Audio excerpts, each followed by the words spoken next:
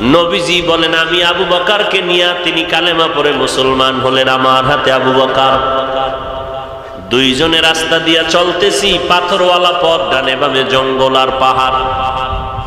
চলতে চলতে পেটে ক্ষুধা লাগছে, হঠাৎ করে তাকায় দেখি একটা চেটিয়াল ময়দানে বকরির পাল নিয়ে রাখাল দাঁড়ানো। আমি আবু বকর সহ দাঁড়ায় গেলাম। দাঁড়াইয়া রাখালকে ডাকলাম, রাখাল একটু সামনে দাঁড়াও। রাখাল আমার সামনে দাঁড়ায় গেল। তোমার এই বকরির পালের মধ্যে দুধ দেওয়ার মতো কোনো বকরি আছে কিনা বলে আছে। বলে পারবা, আমাকে একটু দুধ দাও, আমরা ক্ষুধার তৃষ্ণা পান করব। রাখাল বলে না, সম্ভব না, কারণ এ রাখাল আমি মাত্র আমানতদার, এটার মালিক আমি না। মালিকের অনুমতি ছাড়া আমি কোনো বকরির দুধ আমি আপনাকে দিতে ব্যর্থ পারতেছি না।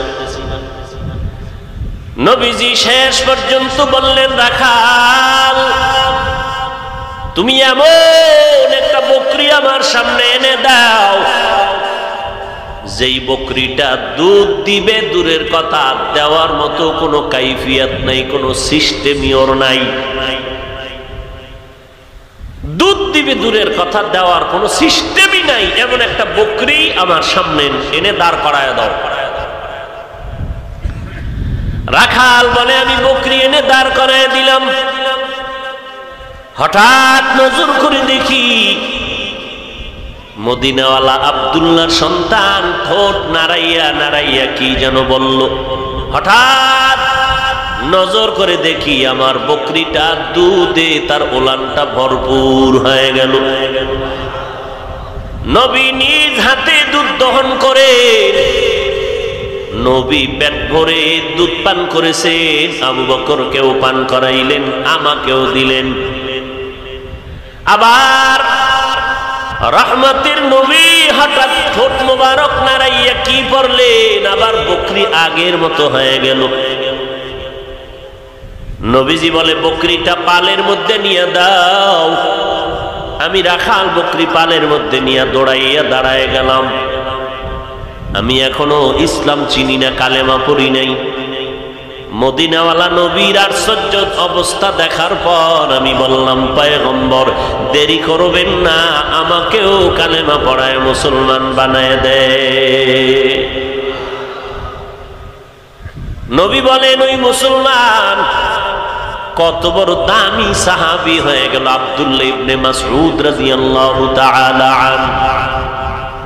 এই আব্দুল্লাহ ইবনে মাসউদ আমি নবীর আদর্শের এত পাগল হয়ে গেল। মুফাসসিরিনে কেরাম, মুহাদ্দিসিনে কেরাম লেখেন, আব্দুল্লাহ ইবনে মাসউদ যখন হাঁটতেন পেছন দিক দিয়ে তাকাইলে মনে হয় পয়গম্বরের নিদর্শন দেখা যায়। আব্দুল্লাহ বিন মাসউদ রাদিয়াল্লাহু তাআলা আনহুর চেহারার মধ্যে নবীর নমুনা, নবীজির চেহারা মোবারকের নমুনা, নবীর আদর্শ দিয়া মানুষগুলোকে আকৃষ্ট করে ফেললেন। যেই ওমরের মতো বান্দাটা 39 জন মুসলমান নবীর হাতে কালেমা পড়া, এই সময় 11 জন নারী মুসলমান আর 39 জন পুরুষ মুসলমান। ওমর দৌড়াইতেছে তরবারি নিয়ে আমার নবীর গর্দান কাটার জন্য। দারে আর কামের মধ্যে নবী দোয়া করতেছিলেন, হে মালিক, ওমর ইবনে হিশাম ও ইবনে খাত্তাবকে তুমি কালেমার জন্য কবুল করে নাও।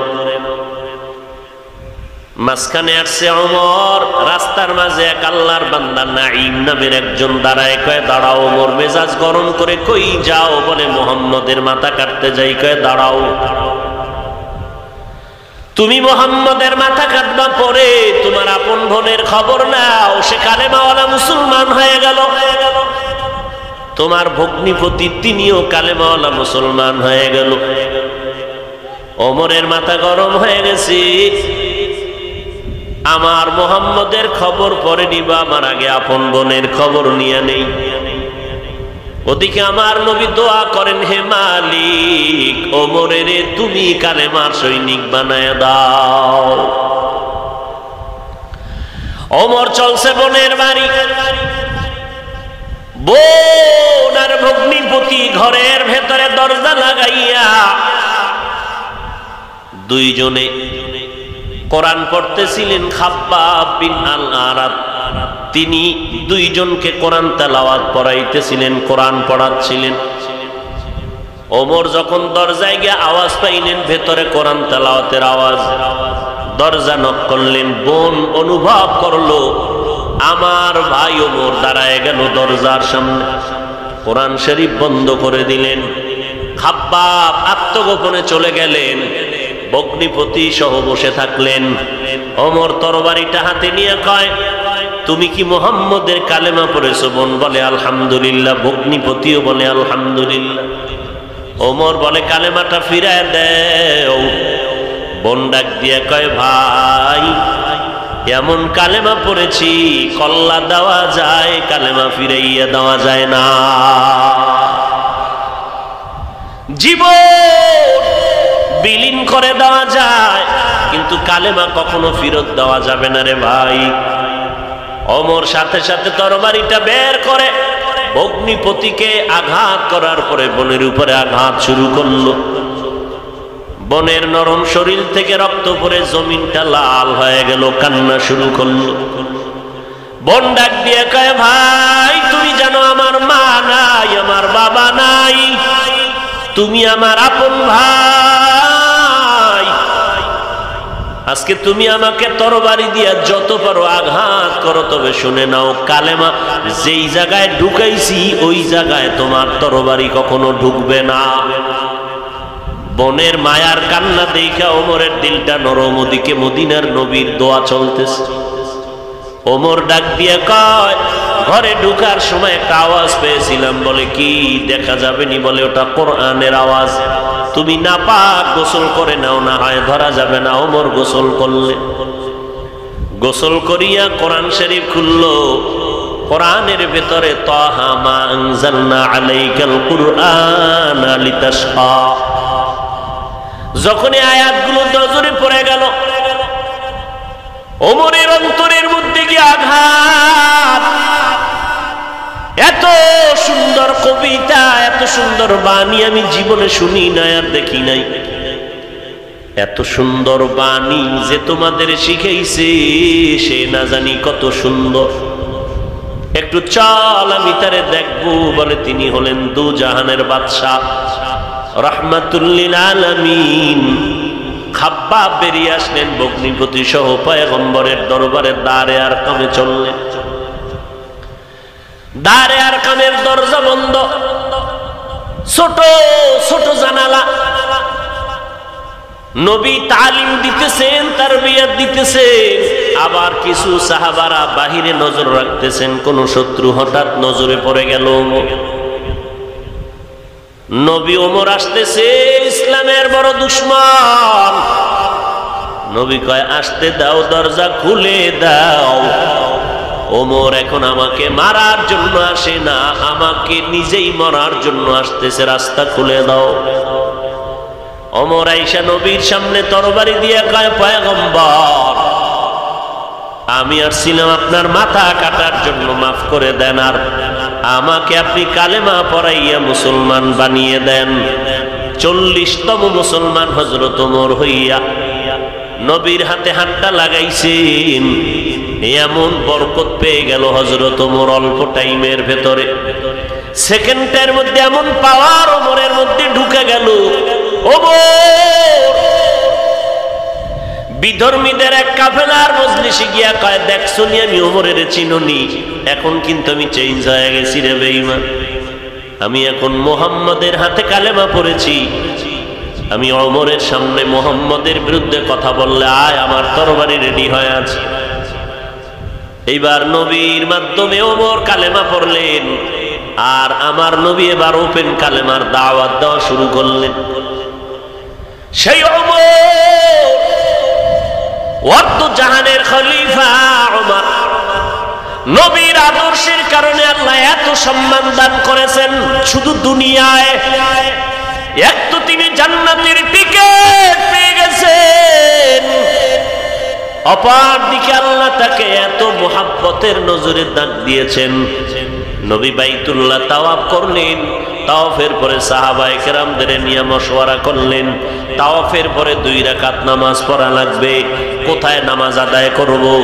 বাইতুল্লাহর দরজার পাশে, নাকি জমজম কূপের কিনারায়, নাকি হাতিমে কাবায়? ওমর কয়, নবী আমার মতামত হলো যেই পাথরের উপরে দাঁড়াইয়া আল্লাহর নবী ইব্রাহিম বাইতুল্লাহ নির্মাণ করেছিলেন, মাকামে ইব্রাহিম, এর পেছনে আমরা 2 রাকাত নামাজ পড়ি। নবী বললেন, সিদ্ধান্ত তো দিতে পারি না। হঠাৎ করে জিবরাইল আমিন হাজির হয়ে গেলেন। নবী গো, আল্লাহর সালাম, আল্লাহ আপনাকে সালাম দিয়েছেন আর বলেছেন ওমর যেই মতামত পেশ করেছেন আল্লাহ ওমরের মতামত মেনে নিয়েছেন, আপনি নবীকেও মানতে বলেছি। আর এই সুন্নতের, কোরআনের পথ প্রদর্শক রসুল নাই, কিয়ামত পর্যন্ত এর পথ প্রদর্শক হিসাবে যারা দায়িত্ব পালন করবেন এরা রসুলের চূড়ান্ত আপন মানুষ, রসুলের বন্ধু, আল্লাহর বন্ধু। এদের নাম রসুলের ভাষায় উলামায়ে আহলে হক। এই উলামায়ে আহলে হকের দায়িত্ব রসুলের রেখে যাওয়া 23 বছরের আদর্শ বা প্রেসক্রিপশন উম্মত কিভাবে ফলো করে চলবে সে নিয়ম পদ্ধতিটা স্মরণ করাইয়া দিবে উলামায়ে কেরাম উম্মতের সামনে। এজন্য নবী বলেছেন, আমি 2টা জিনিস রেখে গেলাম, কোরআন আর সুন্নত। হাদিসের কথা বলেননি যে আমি কোরআন হাদিস রেখে গেছি, এটা বলেননি। বলছেন আমি কোরআন আর সুন্নত রেখে গেলাম। কেন সুন্নত বললেন, হাদিস বললেন না? এর এক কারণ হলো, কোরআন বললে আর হাদিস বলার প্রয়োজন নেই। কারণ কোরআন বুঝতে হলে হাদিস লাগবে, হাদিস কোরআনেরই ব্যাখ্যা। দ্বিতীয়, পৃথিবীর কোন মানুষের দ্বারা রসুলের লক্ষ লক্ষ লক্ষ হাদিস শরীফ জমা করা, এক টেবিলে নেয়া এবং এগুলো অধ্যয়ন করা, বুঝা, এরপরের উপরে আমল করা, এটা কোনো মানুষের দ্বারা কখনোই সম্ভব নয়। তৃতীয় কথা, নবী বুঝাইলেন সুন্নতের আমল মানি ব্যক্তির অনুসরণ করতে হবে। আপনি জানেন চুল কাটার মধ্যে রসুলের সুন্নত আছে, আঙ্গুলের নখ কাটার মধ্যে রসুলের সুন্নত আছে। এটা বাস্তবায়ন করার জন্য কিতাব দেখলে আপনি সম্ভব না, আপনাকে উলামায়ে আহলে হকের অনুসরণ করতে হবে। কারণ উলামায়ে আহলে হক এরা নিজেদের মন গড়া কিছু সিদ্ধান্তের উপরে উম্মতকে কিছু বলবেন না। এরা পূর্ববর্তী যারা আহলে হক এদের অনুসরণে কোরআন সুন্নাহ ভিত্তিক জীবন যাপন করেন, উম্মতকে সেই পথে ডাকেন। এর পূর্বে যারা উলামায়ে মুতাআখিরিন তাদেরকে তারা ফলো করেছেন, তারা উলামায়ে মুতাকাদ্দিমিনকে ফলো করেছেন, উলামায়ে মুতাকাদ্দিমিন তাবে তাবিনদেরকে ফলো করেছেন, তাবে তাবিনগণ তাবেঈনদেরকে ফলো করেছেন, তাবিনগণ সাহাবায়ে কেরামকে ফলো করেছেন, সাহাবায়ে কেরাম রাহমাতুল লিল আলামিনকে ফলো করেছেন। অতএব পোশাকের মধ্যে রসুলের সুন্নত আছে। কেমনে পড়বেন? নবীরে দেখা নাই, সাহাবায়ে কেরামও দেখি নাই।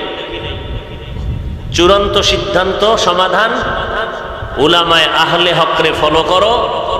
উলামায়ে আহলে হক যেই টুপি পরেন, যেই পোশাক পরেন, এটাই মদিনার পোশাক। আর এই উলামায়ে কেরামের পদাচারণে আজ আমরা ধন্য হয়ে ময়দানে বসছি। আমরাও যদি আমাদের আসাদাজায়ে কেরাম, মুরব্বী উলামায়ে কেরামের পথ অনুসরণ না করতাম, এই পথে আসতে পারতাম না। মূলত আমরা কোনো আলেমের গোলামি করি না, কোনো পীর সাহেবের গোলামি করি না, কোনো নেতার গোলামি নয়। গোলামি হবে আল্লাহর আদর্শ মানব মদিনার। জানি না, বুঝি না, জানার জন্য বুঝার জন্য আলেম দরকার, তাবলিগ দরকার, পীর মাশায়েখের প্রয়োজন। এই জন্য ডাউলের পানি খেয়ে, আটার রুটি খেয়ে, জীবনকে বিসর্জন দিয়ে কষ্ট করে কোরআন হাদিসের পেছনে, ওলামায়ে কেরামের পেছনে সময় লাগাইয়া আলেম হয়েছেন। রসুল বলে গেছেন, তোমরা ওলামায়ে আহলে হকের অনুসরণ করো, তবে সাবধান, ওলামা নামের এক দল জমিনে থাকবে, তারা বাতিল, তাদের অনুসরণ তোমরা করবা না। ওলামায়ে আহলে বাতিল যারা, এরা ইসলামের ব্যানার লাগাইয়াই মানুষকে ইসলাম থেকে বিমুখ করে ফেলবে, অপকৌশলে, কঠিন চক্রান্তের মাধ্যমে। বর্তমান সমাজে আমরা সেই চক্রান্তের শিকার হতে চলছি। আলেম নাম ধারণ করে স্টেজে বসে বলে কোরআনের মধ্যে বহু জাল আছে, নবীরা ভুল করেছেন। আপনাদের ধারণা কি নবীরা ভুল করেছেন? তাহলে যে আলেম বলবে নবীরা ভুল করেছেন, এই আলেম হলো আহলে বাতিল। আলেম কি? আহলে বাতিল। আল্লাহ আমাদের সবাইকে হেদায়েত দান করুন। তো উলামায়ে আহলে হকের অনুসরণে আজকের এই মাহফিল, এবং এই উলামা, মুফতি, মুহাদ্দিস, মুফাসসির, শাইখুল হাদিস, হাজারো লাখো আলেমের মুরব্বী। আমি বিভিন্ন বয়ানে বলি যে মানুষ রাজনীতির সিস্টেমকে অব্যাহত রাখার জন্য গাড়ি ভাড়া করে, বিমানে, হেলিকপ্টারে, বিভিন্ন সিস্টেমে গোপালগঞ্জের টুঙ্গিপাড়া যায়। কেন যায়? সেখানে এক মহান ব্যক্তি, স্বাধীনতার স্থপতি মরহুম শেখ মুজিবুর রহমান সাহেবের মাজার জিয়ারত, ফুল দেওয়ার জন্য যায়। রাজনৈতিক পলিসি সিস্টেম অব্যাহত রাখার জন্য। কিন্তু এই মানুষগুলো জানে কিনা আল্লাহ জানেন যে এর পাশেই 2-4-5 কিলোমিটারের মধ্যে দোজাহানের মাথার মুকুট, উম্মতের রাহবার আল্লামা শামসুল হক ফরিদপুরি রহমতুল্লাহ আলাইহি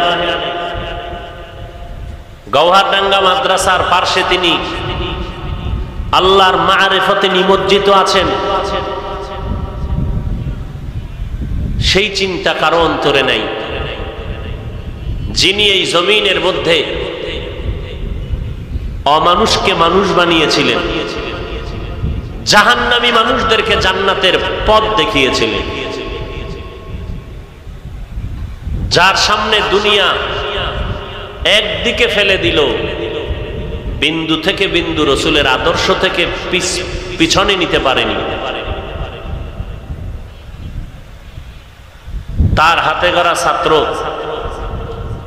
চরমনায়ের সৈয়দ ফজলুল করিম রহমতুল্লাহ আলাইহি, তার জবানে শুনছি তিনি বলছেন, লালবাগ মাদ্রাসার অনেক ওস্তাদরা বলেছে লেখাপড়া একটু কম পারে, এরে আমাকে মাদ্রাসায় রেখে লাভ নাই। সদর সাহেব হুজুর রহমতুল্লাহ আলাইহি বললেন, না, ছেড়ে দিয়ে লাভ কি? যদি বেদাতের লাইনে চলে যায় আমাদের হাতে রাখি, অন্তত হকের পথে তো থাকবে। তিনি বলেছিলেন, আমার জেহেন শক্তি খুব কম, পড়া মনে থাকে না। সদর সাহেব হুজুর একদিন পিঠের উপর একটা ডান হাত দিয়ে থাপ্পড় দিয়েছিলেন, ওদিন থেকে তার জেহেন খুলে গেছে। সোহবতে সালে তোরা সালেহ কুনাদ, সোহবতে তালে তোরা তালে কুনাদ। আল্লাহ ওয়ালাদের নজরের মধ্যে বরকত, রাগের মধ্যে বরকত, ধমকের মধ্যে বরকত, কথার মধ্যে বরকত, চোখের ইশারার মধ্যে বরকত। কিন্তু গোপালগঞ্জের মানুষ কতটুকু চিনতে পারলেন তাকে আল্লাহ ভালো জানেন। একটা মানুষ মানুষকে ভালোবাসার চূড়ান্ত পরিচয় কি? ভালোবাসার ব্যক্তির রঙে রঙিন হওয়া। যারা সদর সাহেব হুজুরকে ভালোবাসেন তারা সদর সাহেবের হুজুরের আদর্শ কি ছিল এটা ফলো করে তিনিও আদর্শবান হবেন। আর যদি কন্যা বিড়ি টানা ছাড়বো না, মহব্বত করি অন্তরে, বিড়ি টানা চলবে, টেলিভিশন দেখা চলবে, নাচ গান চলবে, তাহলে রসুলকে আবু তালিব কম ভালোবাসেননি। এরপরও কালেমা পড়ে নাই। আবু লাহাব নবীকে ভালোবেসেছেন, রসুলের আদর্শ মানে নেই। ওই ভালোবাসার কারণে আবু লাহাব যেমন জান্নাতি না, যারা সদর সাহেব হুজুরকে বলে ভালোবাসি কিন্তু রসুলের আদর্শ মানে না, এদের হালাতও তেমন। সে হালাত থেকে ফিরাইয়া নেওয়ার জন্য আজ এই সুন্দর আয়োজন। কিন্তু আজকের আয়োজনের অবস্থা যদি এমন হয় যে বয়ান শুনে বাসায় গেলাম, ফজর বললাম না, তাহলে এই বয়ান শোনার থেকে না শোনা উত্তম। আল্লাহ আমাদের আমলি জিন্দেগিকে পরিশুদ্ধ করে চলানোর তৌফিক দান করুন। মা আতাকুমুর রাসূলু ফাখুযু ওয়া মা নাহাকুম আনহু ফান্তাহু। পয়গম্বরকে আল্লাহ বলেন, নবী জানায় দেন কোরআনের বাণী, নবী আপনি যা নিয়ে আসছেন তা মানুষ যেন গ্রহণ করে নেয়, যা নিষেধ করেছেন তার থেকে যেন মানুষ ফিরে যায়। জমিনের মধ্যে নবী কি নিয়ে আসছেন? আল্লাহ তাআলা বলেন, লাকাদ কানা লাকুম ফি রাসূলিল্লাহি উসওয়াতুন হাসানা।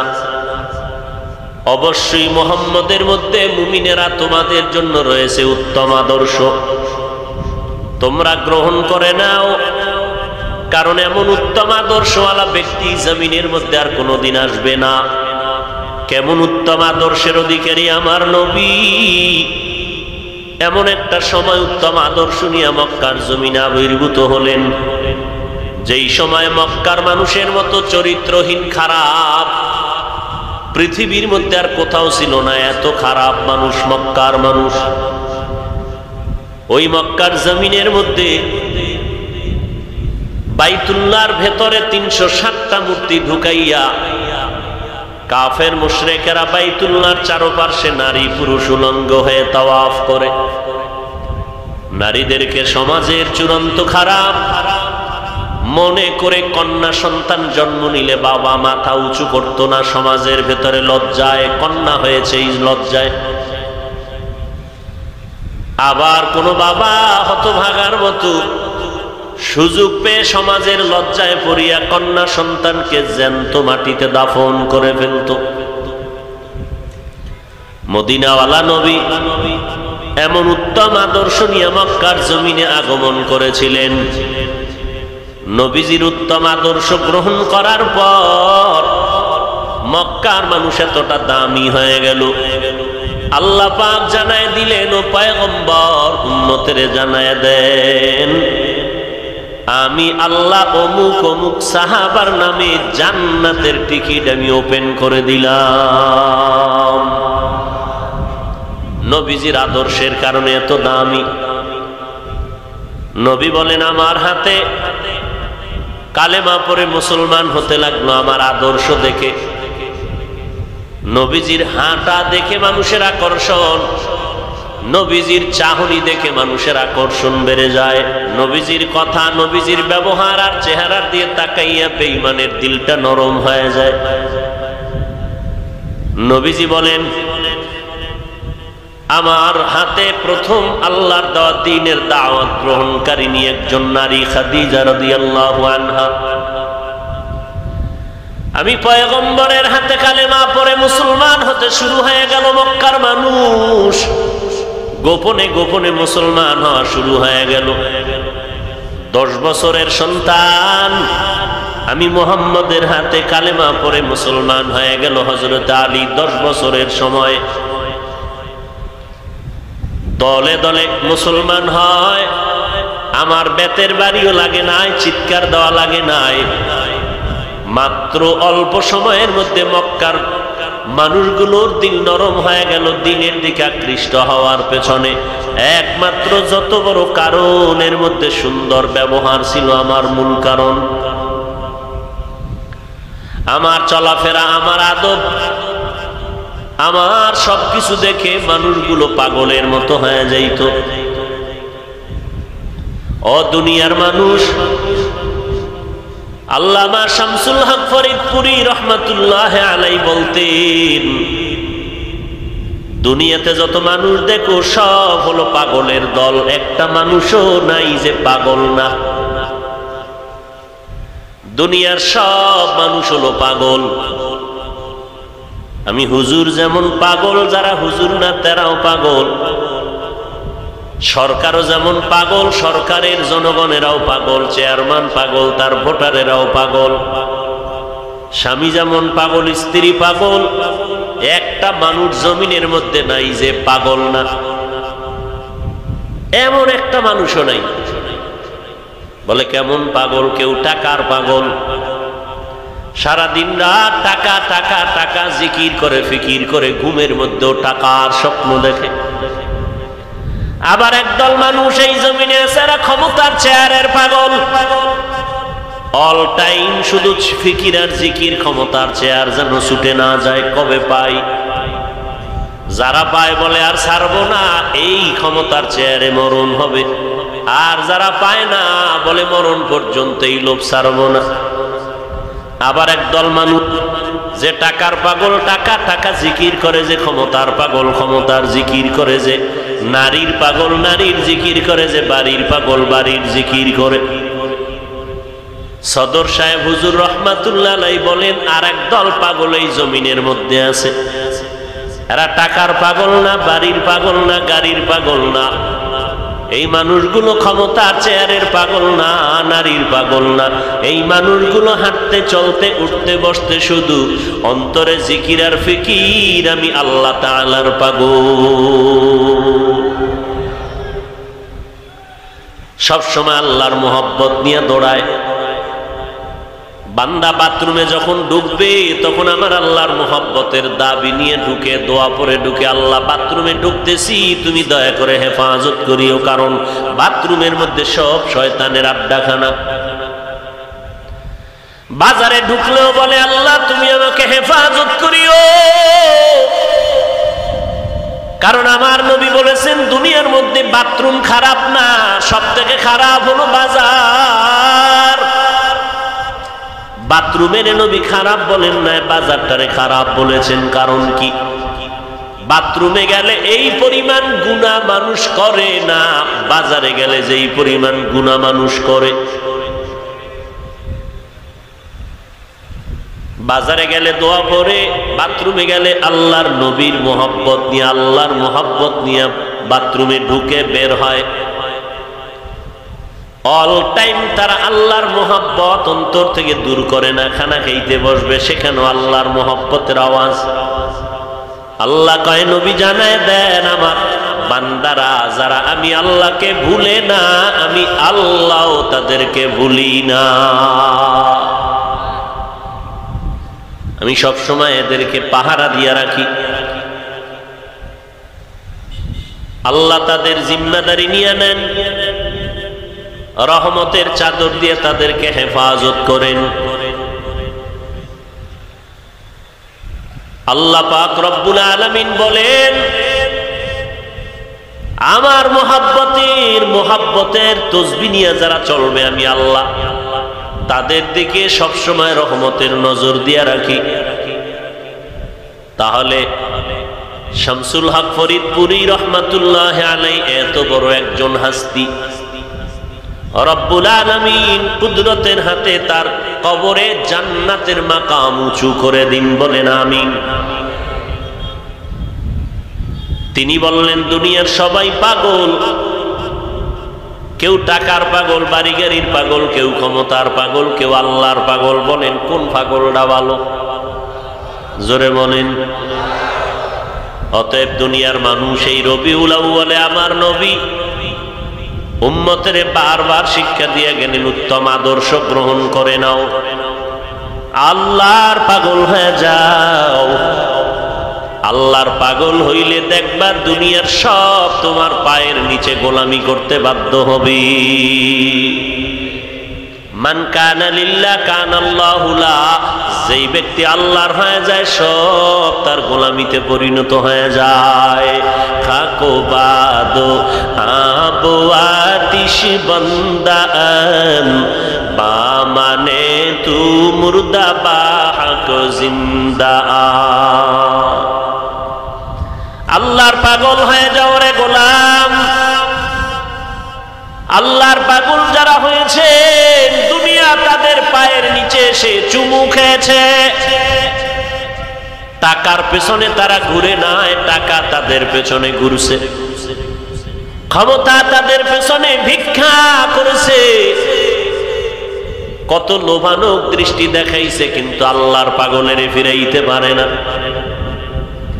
আল্লাহর পাগল যারা হয়েছে এদের বিয়া শাদিও বন্ধ হয় নাই, খানাও বন্ধ হয় নাই, ঘুমও বন্ধ হয় নাই, ব্যবসা বাণিজ্য বন্ধ হয় নাই। সাহাবায়ে কেরাম আল্লাহর পাগল, ব্যবসা করেছেন, চাকরি করেছেন, রাতের বেলা নামাজে সময় কাটিয়েছেন। এরে নবীর আশিক, আমার মায়ার নবীর আদর্শ দিয়া মক্কা বিজয়ের রূপরেখা তৈরি করে ফেললেন। ওই মদিনার আদর্শের মালা গলায় লাগাও। বান্দা কেমনে তুমি খানা খাইবা সেখানেও নবীর আদর্শ ফলো করে চলো। আঙ্গুলের নখগুলো কেমনে কাটবা সেখানেও নবীর তরিকা সুন্নতকে আদর্শ হিসাবে গ্রহণ করে নাও। দুনিয়ার কোনো কাজ বন্ধ হবে না, চাকরিও যাবে না, লেখাপড়া বন্ধ হবে না। আমার নবীর উত্তম আদর্শের মতো আর জমিনের মধ্যে কারো আদর্শ নাই। যত আদর্শর স্লোগান এই জমিনের মধ্যে শুনলাম, সব আদর্শগুলো নাপাক, একমাত্র মদিনাওয়ালা নবীর আদর্শই পাক। পয়গম্বরের আল্লাহ তাআলা অলৌকিক কিছু দান করেছিলেন, কারণ আমার নবীর মতো নবী নাই। নবীজি বলেন, আমি আবু বকরকে নিয়ে, তিনি কালেমা পড়ে মুসলমান হলেন আমার হাতে। আবু বকর দুইজনে রাস্তা দিয়া চলতেছি, পাথরওয়ালা পথ, ডানে বামে জঙ্গল আর পাহাড়। চলতে চলতে পেটে ক্ষুধা লাগছে, হঠাৎ করে তাকায় দেখি একটা চেটিয়াল ময়দানে বকরির পাল নিয়ে রাখাল দাঁড়ানো। আমি আবু বকর সহ দাঁড়ায় গেলাম। দাঁড়াইয়া রাখালকে ডাকলাম, রাখাল একটু সামনে দাঁড়াও। রাখাল আমার সামনে দাঁড়ায় গেল। তোমার এই বকরির পালের মধ্যে দুধ দেওয়ার মতো কোনো বকরি আছে কিনা বলে আছে। বলে, পারবা? আমাকে একটু দুধ দাও, আমরা ক্ষুধার তৃষ্ণা পান করব। রাখাল বলে, না, সম্ভব না, কারণ এ রাখাল আমি মাত্র আমানতদার, এটার মালিক আমি না। মালিকের অনুমতি ছাড়া আমি কোনো বকরির দুধ আমি আপনাকে দিতে ব্যর্থ পারতেছি না। নবীজি শেষ পর্যন্ত বললেন, রাখাল তুমি এমন একটা বকরি আমার সামনে এনে দাও, যেই বকরিটা দুধ দিবে দূরের কথা, দেওয়ার মতো কোনো কাইফিয়াত নাই, কোনো সিস্টেমই ওর নাই। দুধ দিবে দূরের কথা, দেওয়ার কোনো সিস্টেমই নাই, এমন একটা বকরি আমার সামনে এনে দাঁড় করায় দাও। রাখাল বলে, আমি বকরি এনে দাঁড় করায় দিলাম। হঠাৎ নজর করে দেখি মদিনাওয়ালা আব্দুল্লাহর সন্তান ঠোঁট নাড়াইয়া নাড়াইয়া কি যেন বলল। হঠাৎ নজর করে দেখি আমার বকরিটা দুধে তার ওলানটা ভরপুর হয়ে গেল। নবী নিজ হাতে দুধ দহন করে নবী পেট ভরে দুধ পান করেছেন। আবু বকরকেও পান করাইলেন, আমাকেও দিলেন। আবার রহমতের নবী হঠাৎ ঠোঁট মোবারক নাড়াইয়া কি পড়লেন, আবার বকরি আগের মতো হয়ে গেল। নবীজি বলে, বকরিটা পালের মধ্যে নিয়ে দাও। আমি রাখাল বকরি পালের মধ্যে নিয়ে দৌড়াইয়া দাঁড়ায় গেলাম। আমি এখনো ইসলাম চিনি না, কালেমা পড়ি নাই। মদিনাওয়ালা নবীর আশ্চর্য অবস্থা দেখার পর আমি বললাম, পয়গম্বর দেরি করবেন না, আমাকেও কালেমা পড়ায় মুসলমান বানায় দে। নবী বলেন, ওই মুসলমান কত বড় দামি সাহাবী হয়ে গেল, আব্দুল্লাহ ইবনে মাসউদ রাদিয়াল্লাহু তাআলা আনহু। এই আব্দুল্লাহ ইবনে মাসউদ আমি নবীর আদর্শের এত পাগল হয়ে গেল। মুফাসসিরিনে কেরাম, মুহাদ্দিসিনে কেরাম লেখেন, আব্দুল্লাহ ইবনে মাসউদ যখন হাঁটতেন পেছন দিক দিয়ে তাকাইলে মনে হয় পয়গম্বরের নিদর্শন দেখা যায়। আব্দুল্লাহ বিন মাসউদ রাদিয়াল্লাহু তাআলা আনহুর চেহারার মধ্যে নবীর নমুনা, নবীজির চেহারা মোবারকের নমুনা, নবীর আদর্শ দিয়া মানুষগুলোকে আকৃষ্ট করে ফেললেন। যেই ওমরের মতো বান্দাটা ৩৯ জন মুসলমান নবীর হাতে কালেমা পড়া, এই সময় 11 জন নারী মুসলমান আর ৩৯ জন পুরুষ মুসলমান। ওমর দৌড়াইতেছে তরবারি নিয়ে আমার নবীর গর্দান কাটার জন্য। দারে আর কামের মধ্যে নবী দোয়া করতেছিলেন, হে মালিক, ওমর ইবনে হিশাম ও ইবনে খাত্তাবকে তুমি কালেমার জন্য কবুল করে নাও। মাঝখানে আসছে ওমর, রাস্তার মাঝে এক আল্লাহর বান্দা নাঈম নামের একজন দাঁড়ায়, কয় দাঁড়াও। ওমর মেজাজ গরম করে, কই যাও? বলে মুহাম্মদের মাথা কাটতে যাই। কয় দাঁড়াও, তুমি মুহাম্মদের মাথা কাটবা, পরে তোমার আপন বোনের খবর নাও, সে কালেমাওয়ালা মুসলমান হয়ে গেল। তোমার ভগ্নিপতি তিনিও কালেমাওয়ালা মুসলমান হয়ে গেল। ওমরের মাথা গরম হয়ে গেছে, আমার মুহাম্মদের খবর পরে নিবা, আমার আগে আপন বোনের খবর নিয়ে নেই। ওদিকে আমার নবী দোয়া করেন, হে মালিক, ওমরের তুমি কালেমার সৈনিক বানায় দাও। ওমর চলছে বোনের বাড়ি, বোন আর ভগ্নিপতি ঘরের ভেতরে দরজা লাগাইয়া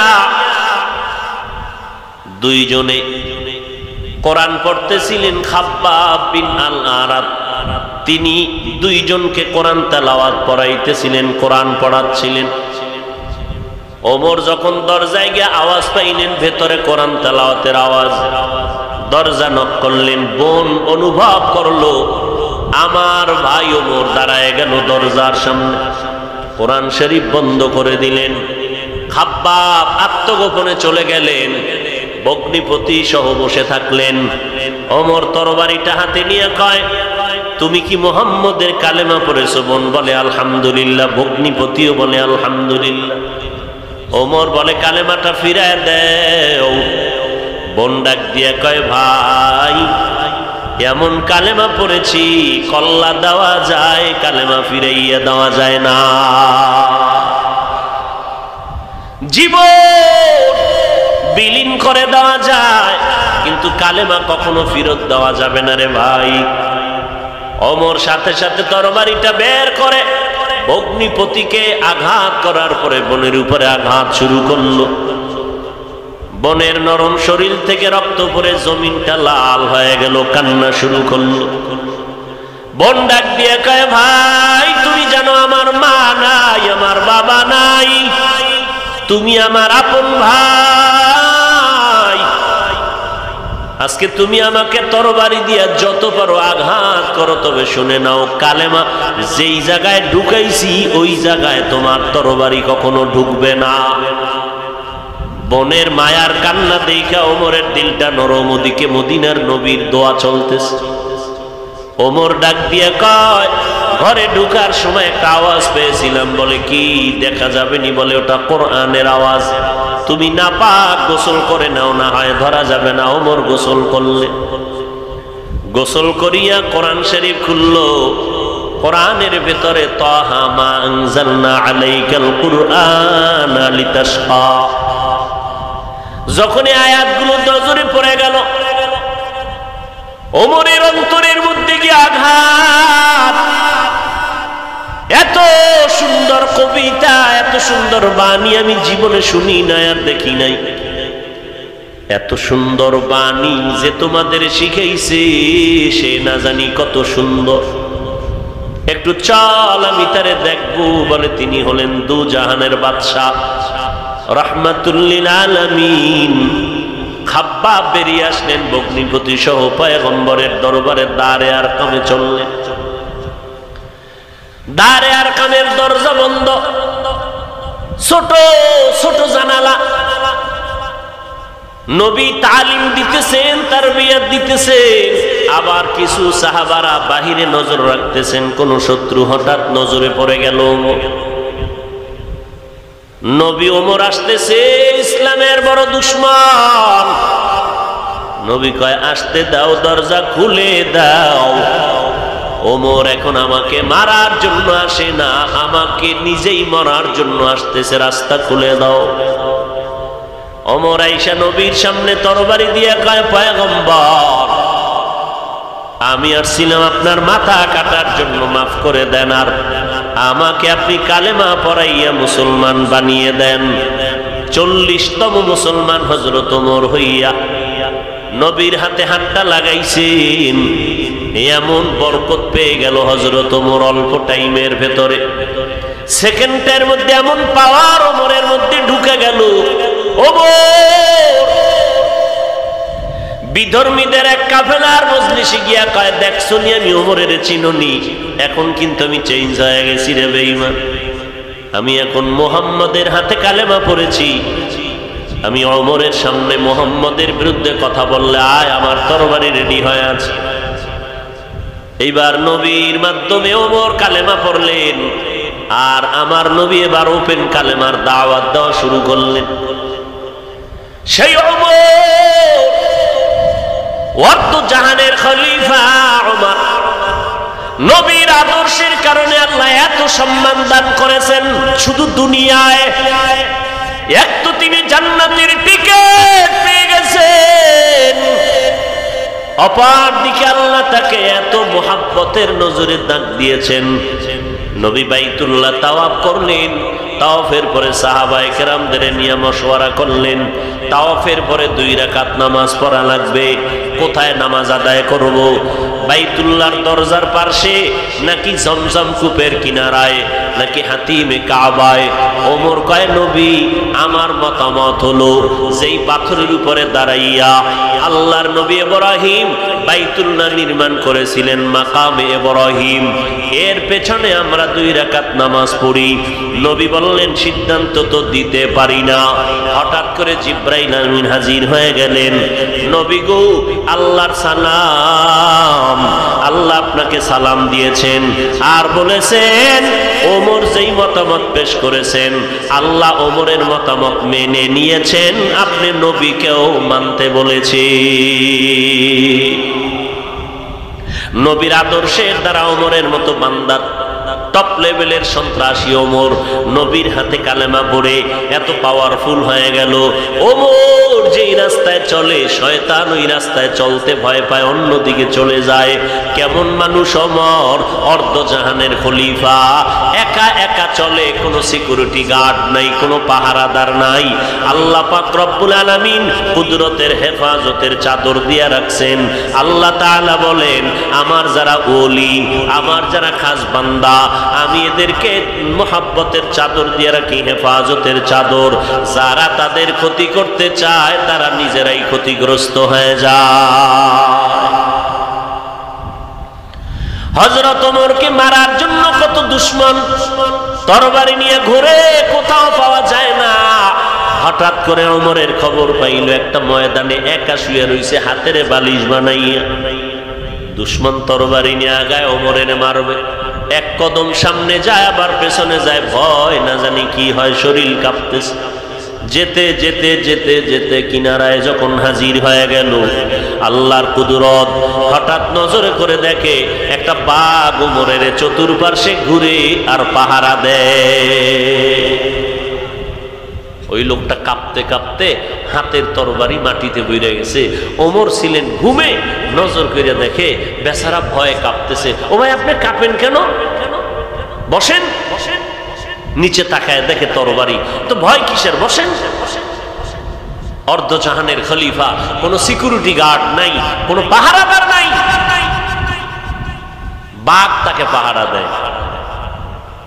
আল্লাহ পাকের কুদরত, রসুলের আদর্শের বরকত। এই জন্য আল্লাহ বলেন, রসুলের আদর্শের মতো উত্তম আদর্শ আর কোথাও নাই। তোমরা তা গ্রহণ করো, দুনিয়াতেও কামিয়াব, আখিরাতেও কামিয়াব। ওমর ডাক দিয়া কয়, ভাই তুমি এখানে কেন আসছো? সব ঘটনা খুলে বলল। বলার পর বলে, এখন তুমি কি করবা? বলে, আমারে টাকার লোভ দেখাইয়া পাঠাইছে আপনাকে হত্যা করার জন্য, আমারে মাফ করে দেন আর আমাকে কালেমা পড়ায় মুসলমান বানায় দেন। ইসলাম এমনি এমনি এমনি এমনি আদর্শ দিয়ে পর্যন্ত আছে, ব্যবহার আর রসুলের আদর্শ, সুন্নতের পাবন্দি। এরে নবীর আশিক ও পর্দার আড়ালের মা বোনেরা ও যুবকেরা, বৃদ্ধ বাবাজিরা, কয়দিন আর দুনিয়ার বাহাদুরি। এই হায়াত তো বেশি দিন বাকি নাই।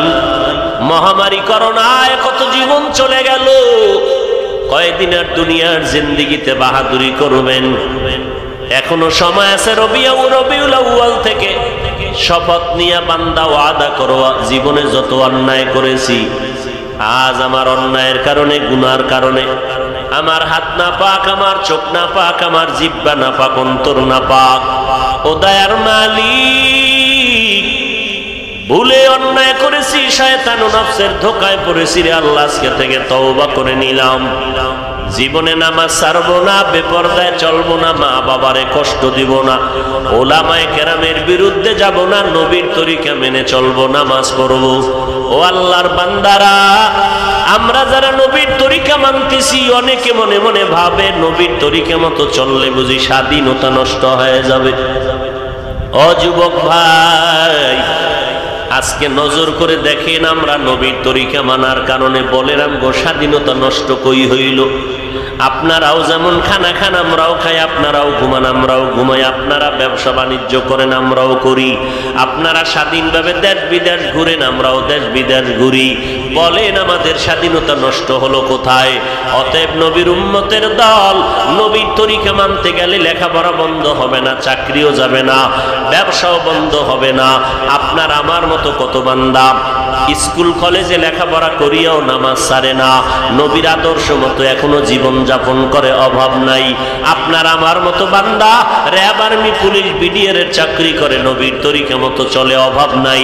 একটু নিজেকে প্রশ্ন করেন, আপনি কেন পারবেন না? আল্লাহর কাছে তওবা করেন, না জানি আল্লাহ আপনার গুনার কারণে বেজার, মা বাবার বরদোয়া বুঝি আপনার কপালে লেগে গেল। আপনার আমার মতো কত বান্দা গাড়ি চালায়, ড্রাইভারি করে, এক বেলার নামাজও বাদ দেয় না, আপনি কেন পারবেন না? কৃষি কাজ করে, শ্রমিকের কাজ করে, নদীতে মাছ ধরে, এক বেলার নামাজও বাদ দেয় না। অতএব আল্লাহর কাছে তওবা করে নেন। ও দয়ার মালিক, আজকে থেকে তওবা করে নিলাম, পিছনে যত অন্যায় করেছি সামনে আর করব না, নামাজ ছাড়ব না, নবীর তরিকার বাহিরে চলব না, নবীর মোহাব্বত নিয়ে চলব, আর মা বাবার খেদমত করে দোয়া নিব, ওলামায়ে কেরামের পরামর্শ নিয়ে চলব, দেশ ও জাতির বিরুদ্ধে কোনো ষড়যন্ত্র করব না। তওবা করার মতো যদি অন্তর তৈরি হয়, হায়াতের মালিক আমার আল্লাহ, ইজ্জতের মালিক আমার আল্লাহ, রিজিকের মালিক আমার আল্লাহ। আজকে আমি বক্তা, আপনারা শ্রোতা, আপনি ডাক্তার, আমি একজন রোগী। যতই বাহাদুরি করি না কেন, যতই বাহাদুরি করি, হায়াতটা যতদিন আছে ততদিন যখন চক্ষু দুইটা বন্ধ হয়ে যাবে, আমার গেঞ্জিটা বেলেট দিয়া কেটে কেটে রেখে সবাই আমারে সাদা কাফনের প্যাকেট বানাইয়া আপনাকে অন্ধকার কবর বাসবাগানে রেখে আসবে। ওই কবরে কাফনের কাপনের প্যাকেটটা বানাইয়া যখন কবরে রেখে চলে যাবে, কে ওখানে ডাক্তার, কে ইঞ্জিনিয়ার, কাপনের প্যাকেটের মধ্যে উপরেও লেখা নাই কে মাওলানা, কে মুফতি সাহেব, কে ইমাম, কে মুক্তাদি, কে উস্তাদ, কে ছাত্র, কে ধনী, কে গরিব, কোনো ভেদাভেদ নাই। নবী বলেন ওই কবরে যাওয়ার পরে তুমি কয় টাকার মালিক, কোন দল করছো, কি পরিমাণের নেতা তুমি, একটা প্রশ্ন করা হবে না। তুমি কত বড় আলেম, মুফতি সাহেব, কত বড় বক্তা, তার কোনো প্রশ্ন হবে না। তিনটা প্রশ্ন হবে। নবী বলেন যারা জবাব দিবে জান্নাত পাবে, যারা জবাব দিতে পারবে না তারা জান্নাত পাবে না। এক প্রশ্ন রবের পরিচয় দাও, দ্বিতীয় তুমি ধর্মের পরিচয় দাও, তৃতীয় প্রশ্ন রাহমাতুল লিল আলামিনের পরিচয় দাও। ওই কবরের কথা স্মরণ করে নবী বলেন যারা প্রশ্নের জবাব দিতে পারবে না, দুনিয়াতে রবের গোলামি করে না, গুনাহগার হইয়া যাবে। ওই বান্দাগুলো কবরে যাওয়ার পরে কোনো জবাব দিতে পারবে না। আল্লাহ তাআলা বলবেন ও ফেরেশতা, এই নাফরমানের কবরে জাহান্নামের বিছানা দিয়া দাও, জাহান্নামের সাথে রাস্তা বানাও। এরে নবীর উম্মতের দল, দুনিয়াতে সূর্যের গরম সইতে পারি না, একটা মশার কামড় সহ্য করতে পারি না। ও আল্লাহর বান্দা, গুনাহ নিয়ে কবরে গেলে কেমনে আযাব সহ্য করবা? এখনো সময় আছে তওবা করার। অন্তর দিয়ে আমার আল্লাহকে অন্তর থেকে ডাকো আর বলো, হে মালিক, আজকে থেকে তওবার নিয়ত করে ফেললাম, বরকতের মাস, এই জমিন থেকে আমি তওবা করে নিলাম। মরিয়া গেলে যাব, হায়াতের মালিক, রিজিকের মালিক আল্লাহ। নামাজ ছাড়বো না, বেপরদায় চলবো না, দাড়ি কাটবো না, মা বাবারে কষ্ট দিব না, মিথ্যা কথা বলবো না, কারো হক নষ্ট করবো না, ওলামায়ে কেরামের পরামর্শ নিয়ে চলবো। আল্লাহ মেহেরবানি করে আমাদের সবাইকে তওবাওয়ালা জিন্দেগি দান করে দেন, তওবার উপরে মজবুত হইয়া চলার তৌফিক দান করেন, আমিন। আলহামদুলিল্লাহি রাব্বিল আলামিন, ওয়াসসালাতু ওয়াসসালামু আলা সাইয়্যিদিল আমবিয়াই ওয়াল মুরসালিন ওয়া আলা আলিহি ওয়া আসহাবিহি আজমাইন। ইয়া আরহামার রাহিমিন, ইয়া আরহামার রাহিমিন, ইয়া আরহামার রাহিমিন। রব্বিরহামহুমা কামা রব্বায়ানি সগীরা। اللهم إنا نعوذ بك من البرص والجنون والجذام وسيء الأسقام। ও দয়ার মালিক, গুনাহের বোঝা মাথায় নিয়ে আপনার দরওয়াজায় হাত তুলেছি রে আল্লাহ। আমাদের মতো গুনাহগার কেউ নাই। শয়তান ও নফসের ধোকায় পড়ে অন্যায় করেছি, গুনার কারণে আমার হাত না পাক, চোখ না পাক, জিহ্বা না পাক। মেহেরবানি করে আমাদের সকলের জিন্দেগির সব গুনাহগুলো মাফ করে দেন আল্লাহ। মাহফিল কবুল করে নেন, আয়োজনকারী সহযোগিতাকারীদের কবুল করে নেন। আয় আল্লাহ, সারা দুনিয়াবাসীকে মাফ করে দেন, পর্দার আড়ালের মা বোনদের মাফ করে দেন, সন্তানগুলো নেককার বানায় দেন আল্লাহ। ওলামায়ে আহলে হকের বিজয় দান করেন। আয় আল্লাহ, সমস্ত মাদ্রাসা মসজিদগুলো কবুল করে নেন, শিক্ষা প্রতিষ্ঠানগুলো নবীর আদর্শওয়ালা বানাইয়া দেন। আয় আল্লাহ, মিথ্যা মামলায় যারা জড়িত মুক্তি দান করেন, বাতিলের মোকাবেলায় বিজয়ী করে দেন।